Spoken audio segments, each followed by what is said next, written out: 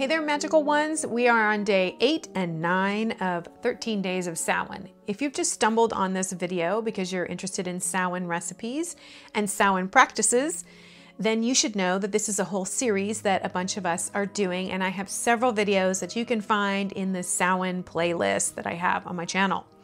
Enough of that, because today we're going to be talking about my favorite Samhain recipe, like food-wise, and my Samhain practices. As usual, because I'm covering multiple topics, I'm going to have timestamps so that you can go to what you're interested in. But I hope you won't skip the recipe, because I want to turn you on to a vegetable that you may not know about, and it is just so dang yummy. You're going to love it. Here we are in my kitchen to talk about food for the season, and wow. Okay, so I think one thing that goes along with Samhain season is squash, especially storage squash. So you've got your good old-fashioned butternut. Lots of you are familiar with this one, but I want to make a case for a squash that maybe some of you don't know, which is my favorite squash. It's only around this time of year, and you can store it in your kitchen in a cool, dry, dark place for like maybe from now until January. So have you heard of this squash? Does anybody know what this squash is? This is the delicata squash, and it tastes so yummy. Stick with me here as I give you just a little bit of education about this squash. It's an older squash. It's really mellow. Like the butternut squash is really sweet. This is much more neutral. It just has like a really good, it's a little bit more fleshy of a squash when it's baked. And that's primarily how I eat it. I want to show you that these were grown on my farm. They're organic, and these are from Trader Joe's. They are non-organic. You don't have to get them this big. You can get them smaller.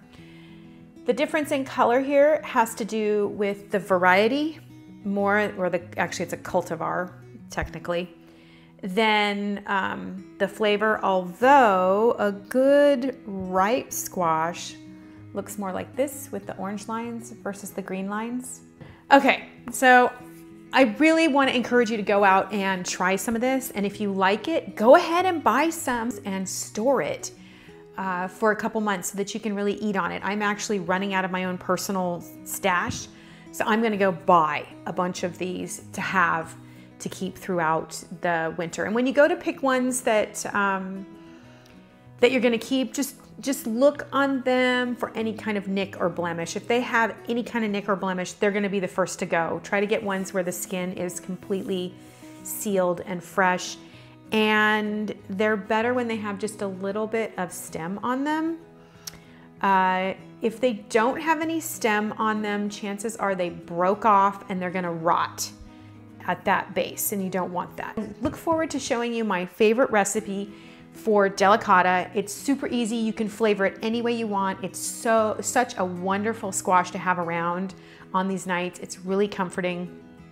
Before I do, just quickly, I want to tell you my favorite thing to do with butternut squash is to peel, cube, toss with just a teeny bit of olive oil and salt and cumin. Yes, cumin.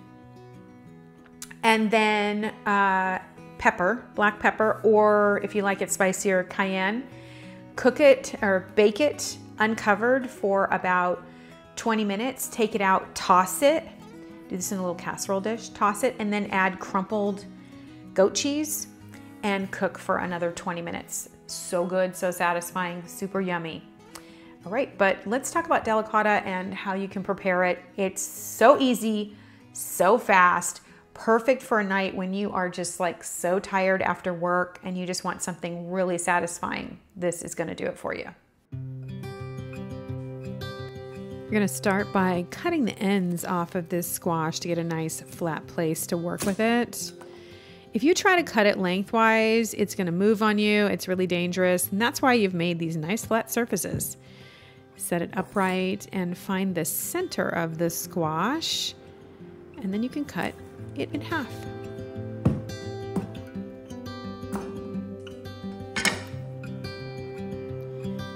Of course, clean the seeds out, and so you get a nice clean surface there. You don't want to be eating those seeds. Your chickens will, though. They'll really like them.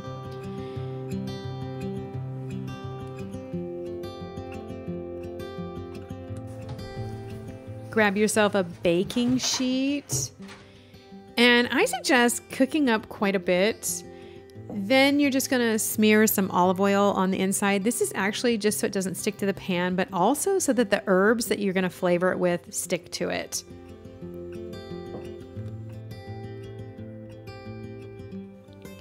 I like a good little pinch of salt on there. Salt magnifies the flavors that we're tasting. And then I'm putting onion powder, garlic powder, and I'll put cayenne on as well. Place them face down on your cookie sheet. No need to oil the sheet. Your squash already is.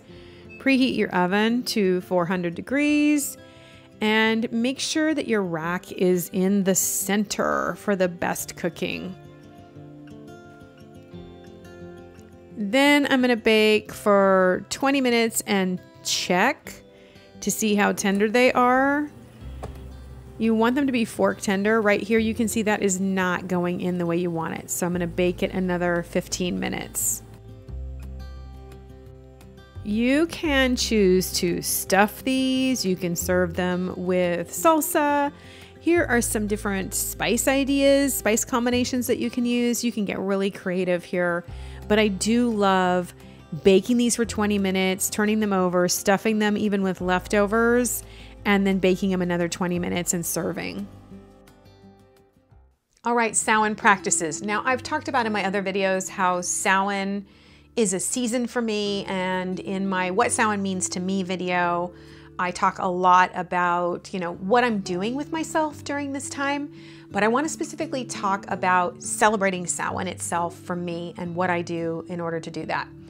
So it's not going to necessarily be on the 31st. It's going to be somewhere in that time where I feel like I have the personal space to be present with it, because I'm really going to make my Samhain celebration about connecting with my ancestors and honoring them.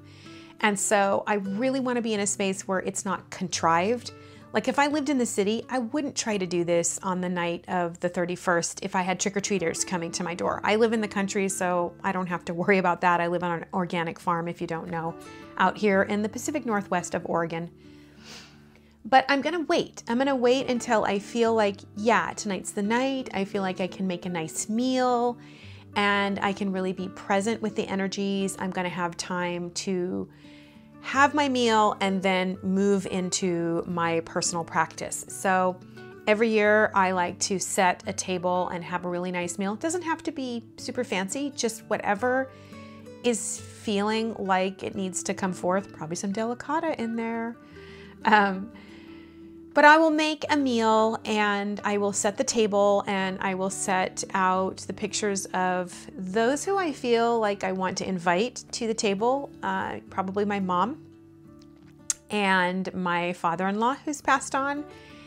And then maybe some pictures of pets who've passed. I've got a lot of pets who've passed over the years, and I have a really deep connection to the land and especially animals. So I enjoy connecting with them and honoring them on that night. I'm gonna set a place for them at the table, put their pictures out like I said, maybe even write a letter to one of them, like if I feel like I need to do that, but I might do that later in the evening. Just sit down and have a dinner, and I'll do that with my husband, and we'll just take a moment to honor them in whatever way we want, and then I will have dinner with my ancestors, and pretty much in silence, where I'm just listening and being with them. I'm gonna serve them a plate, and I'm not gonna eat that food. That food will then go into the woods when I'm done as an offering out there. Nobody will consume it. It's specifically for my ancestors. And I do that in order to honor them and give them a seat at the table and really make it real. Just like really make it real. That sounds redundant. But I want to allow myself to sink into the situation at hand, the season that is here, the moment that I am diving into, and make it as honest as I can. For me, that involves making a food offering to them and giving them that place at our table. Let me know if you have had a feast like this. Then as the evening goes on, my husband's gonna go off and do his own thing, and I'm gonna dive into my thing. I'm gonna break out my journal. And I have cards that I drew at the beginning of the year for every single Sabbath that sit in these cards that you can see right here that I'm showing you. And I will sit down and open those up. As a matter of fact, I keep these cards that I have for the year up on my year-round ancestral altar. There's a board that I have up here, and so each season I have a reading with these cards, and they will stay up for the whole year, and then at the end of the year I will review those. It's interesting because I draw these cards on winter solstice because that's when I do a retrospective of my year physically, but I do a retrospective of my year spiritually on Samhain. And so again, I will sit down, I'll open up those cards, I'll journal on all those cards. I will then take a journey and meet my ancestors and kind of hang out with them and see if they have anything that they want to say, or if I have anything that I need to say. You know, I think that we sometimes forget that ancestral work is very much a two-way street. And sometimes I need to say things to them. I need to work through some things.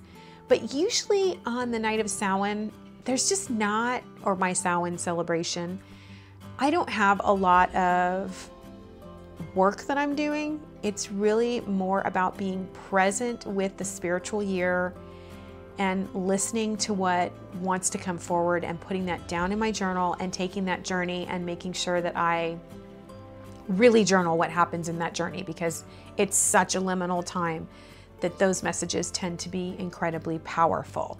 I'm actually going to do a workshop this year, and I think it's going to just be a free workshop, honestly, for all of us to get together and do this divinatory practice where we draw cards for the year and put them in these envelopes. So if you're interested in being a part of that, you're going to want to sign up for my newsletter down below, because you're going to find out when that drops. I have found this practice this year to be amazing. Those cards have absolutely encapsulated the lessons that I am learning for the Sabbath season that I'm in. And so that has been an incredible practice. So I'm looking forward to seeing specifically what those Samhain cards have to say. Tomorrow, I'm going to be talking about what Samhain means to me personally, and that is a longer video that talks a lot about practices, a lot about how I interact with my magical practice during this time of the year, and just the things that I'm doing and being in order to honor this season. So I hope you'll join me at that time. If you made it all the way to the end of this video, do me a favor and leave me some pumpkins down below to let me know. May your Samhain season inspire you to cook and enjoy all the wonderful flavors of the season while being in the magical soup that is Samhain season.